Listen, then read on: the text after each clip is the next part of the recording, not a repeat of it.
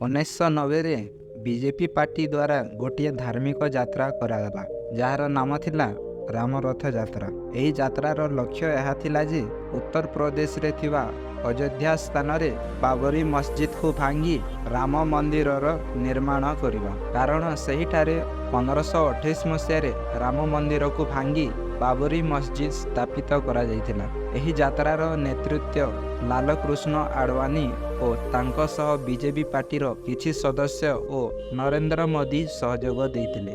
यात्राटी 25 September 1990 रे सोमनाथ मंदिर ठारू आरंभ करी गुजरात, महाराष्ट्र, आंध्र प्रदेश, बिहार और उत्तर प्रदेश देकी अयोध्या को जीवार थिला। जेमिति यात्रा आगो को बढ़िला, हिंदू धर्म को समर्थन देउथुवा संस्था और बजरंग दल मध्य एथिरे सहयोग देले। गाँ गहली हजार हजार उसको कौन रोकेगा?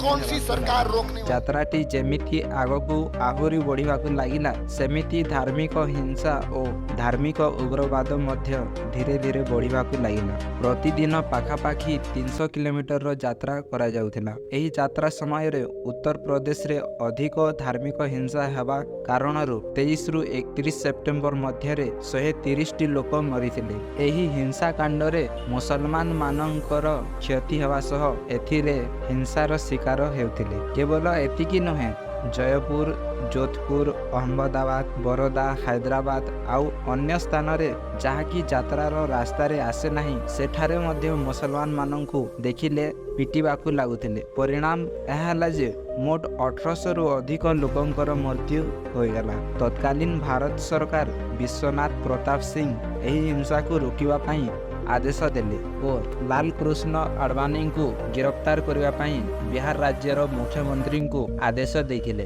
कारण यात्राटी उत्तर प्रदेश रु बिहार राज्य को प्रवेश कर सारी। बिहार मुख्यमंत्री लालू प्रसाद यादव लाल कृष्ण आडवाणी को और तांको सहयोगी 30 जन को तथा 1 लाख एही हिंसा रे शामिल होइथिबा 1,50,000 लोकन को गिरफ्तार पुलिस कला। किंतु लोक मानक भीड़ अरेस्ट करने परे आहुरी बढ़िबाकू लागिला। यात्रा रे शामिल लोक माने रथ को आग को बढ़ाई अयोध्यार बाबरी मस्जिद पर्यंत पहुंची गले। सरकार आदेश रे बाबरी मस्जिद रो सुरक्षा रे 20,000 पुलिस कर्मी थिले। यात्रार लोक मानक ओ पुलिस मध्य रे बहुत संघर्ष हैला, किंतु लोकंक भीड़ बहुत थिला। भीड़ मध्यरु गोटिए युवक बाहरी मस्जिद ऊपर को चढ़ी भगवा रंगर झंडा को ऊपर गाड़ी देला। यह देखि लोक मानक भीड़ आहुरी अनियंत्रण हेबाकू लागिला। पुलिस इमरजेंसी लाठी चार्ज करी भीड़ को कंट्रोल कला। हेले भीड़ रे हजार हजार लोक आघात हेबा सह 20 जनक मृत्यु मध्य होइतिला। एही मामलार आदेश पई सुप्रीम कोर्ट रे केस करागला। 2019 रे नवेम्बर मास रे सुप्रीम कोर्ट लाल कृष्ण आडवाणी को जेल रु रिहा कला एवं मंदिर निर्माण पई सुप्रीम कोर्ट रु आदेश आसिला। शेष रे 24 जनवरी 2024 रे राम मंदिर निर्माण कार्य शेष हैला और प्राण प्रतिष्ठा करागला। किंतु आज काली न्यूज रे सुनिबाकू पाइथिबे राम मंदिर रो ऊपर कांथरू वर्षा पानी भीतर को पसुची। यह सह पूजा कक्ष रे मध्य वर्षा पानी भीतर को पसुची। मो मतरे धर्म नाम रे राजनीति करिवा भूल अटे। बीजेपी पार्टी रो पूर्वतन प्रधानमंत्री अटल बिहारी वाजपेयी माननीय नरेंद्र मोदी को